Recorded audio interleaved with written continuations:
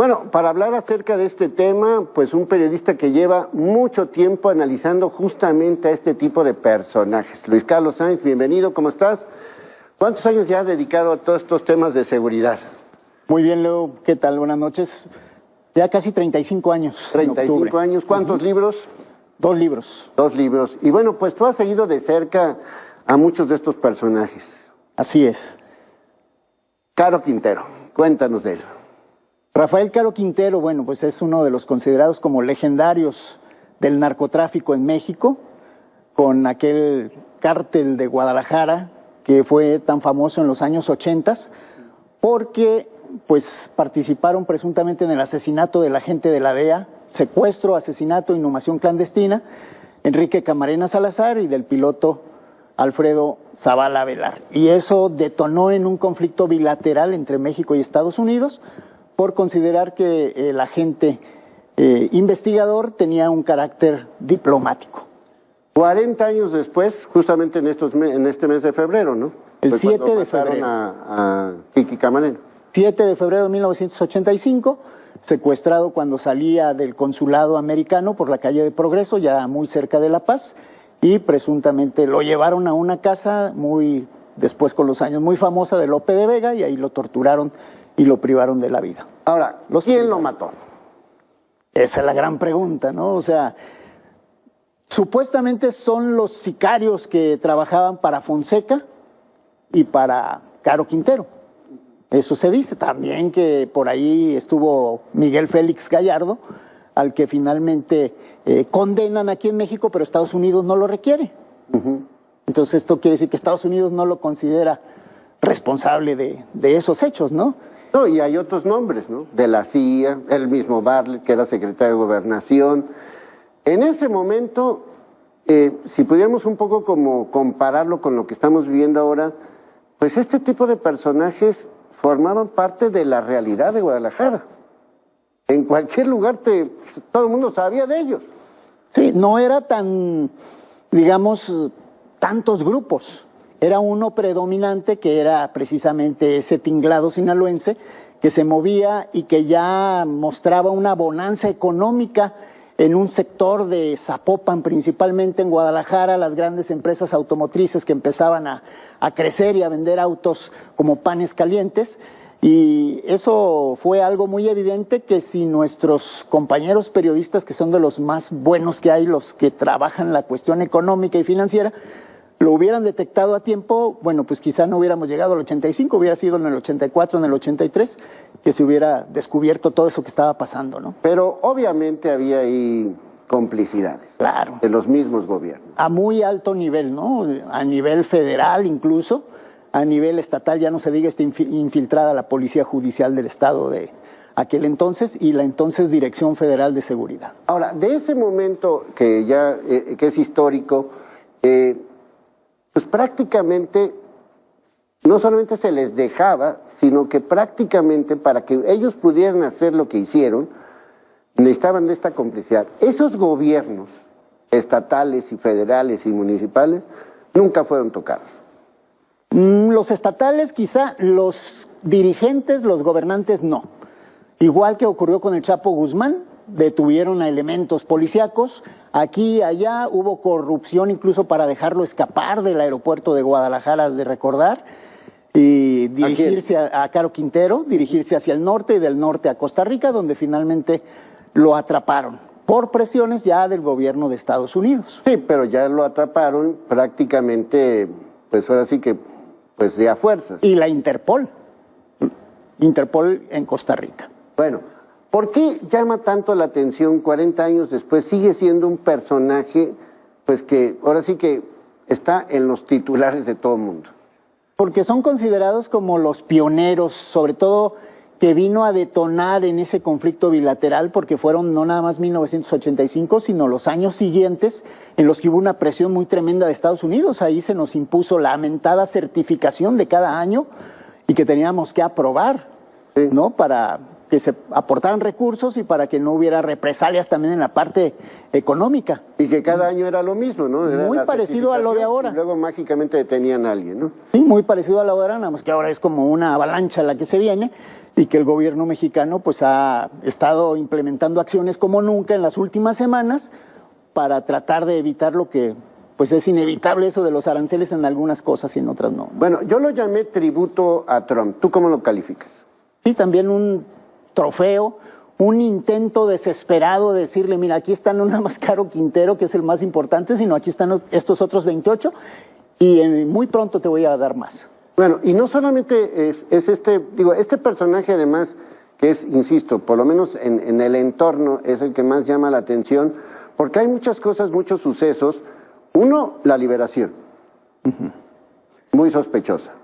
De no haber sido liberado, en abril próximo ya cumplía los 40 años en prisión. Y entonces saldría. Pues salió y los Estados Unidos no estaban al pendiente en 2013 cuando salió el 9 de agosto. Sí. Por una complicidad del Poder Judicial Federal que dijo, este asunto no es federal porque no se considera que Camarena era diplomático y va al fuero común. Se lo mandan al Tribunal Unitario, el Tribunal Unitario dice, pues se decreta la libertad, pero no se lo pasaron al fuero común, liberan a Caro Quintero y años después la Corte dice, si era federal, y entonces pues ahí te van otra vez tus 40 años. Bueno, eso ya está juzgado en México por el asesinato y secuestro de la gente de la DEA. Sí, ya lo habían juzgado. 40 años de prisión tiene actualmente. Sí, por ese hecho, por haber o sea, matado, por lo que lo quieren juzgar en Estados Unidos, ya está juzgado en México. Sí, bueno, eso fue en el 2013. Luego lo vuelven a detener. En 2022. Ya cuando López Obrador estaba recibiendo 1 millón de presiones, ¿no? El 15 de julio, si no me equivoco, fue de 2022.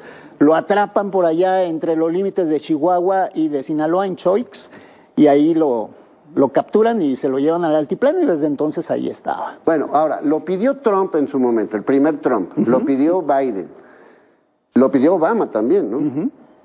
¿Y por qué hasta ahora?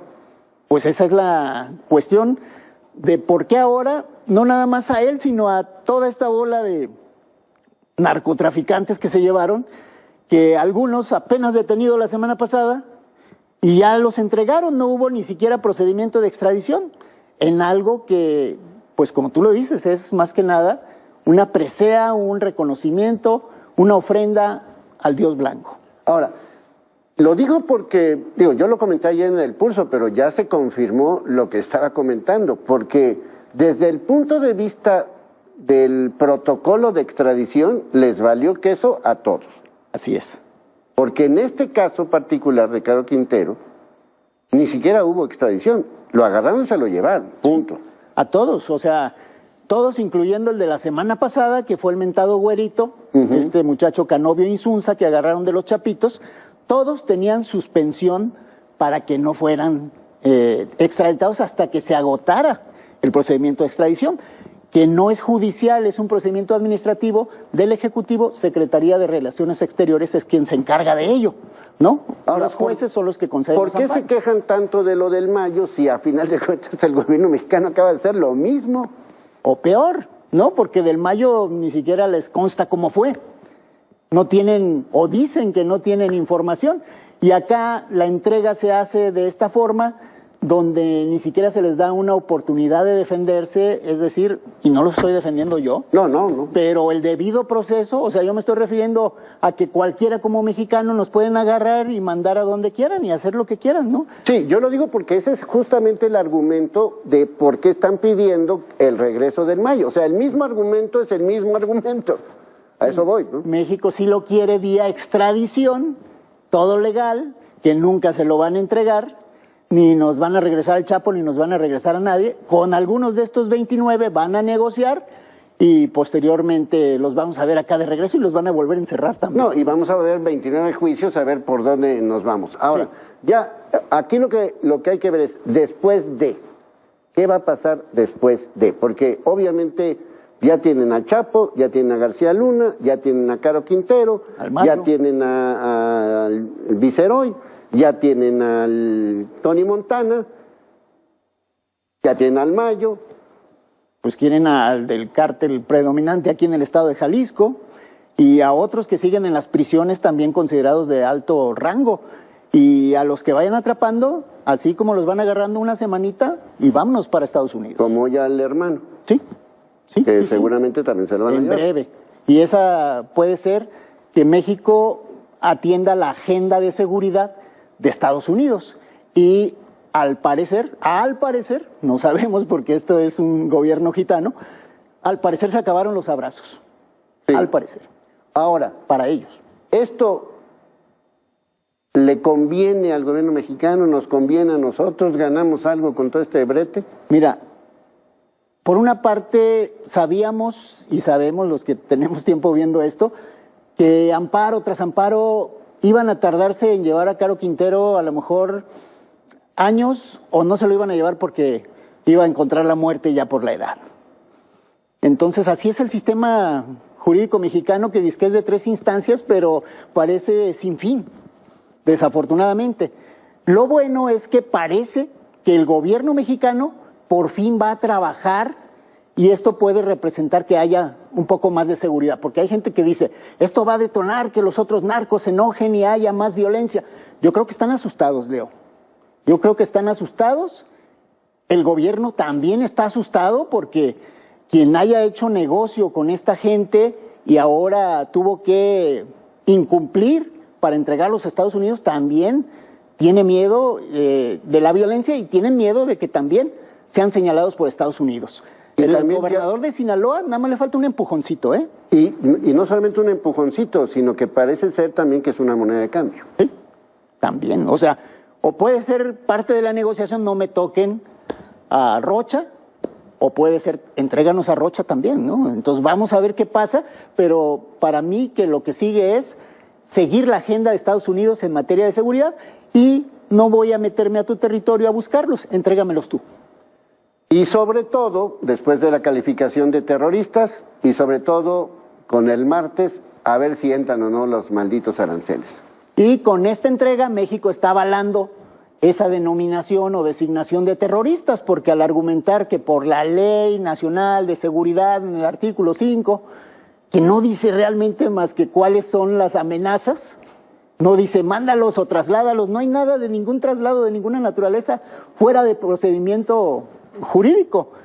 Entonces se está reconociendo, y aparte en la iniciativa que se envió, que tenga carácter de prisión preventiva oficiosa el terrorismo, que era increíble que no tuviese prisión preventiva oficiosa el terrorismo, aunque pensamos que aquí no hay terrorismo, pero pues estos grupos parece que son terroristas. Y ahora también, mucho cuidado los grupos musicales que se dedican a la propaganda, ahora considerada terrorista, porque le cantan a los narcos o son financiados por narcos. Cuidado, porque también pueden ir por los grupos musicales. Bueno, mi querido Luis Carlos Sainz, como siempre, muchas gracias. A la orden. Se va a poner bueno. Así es.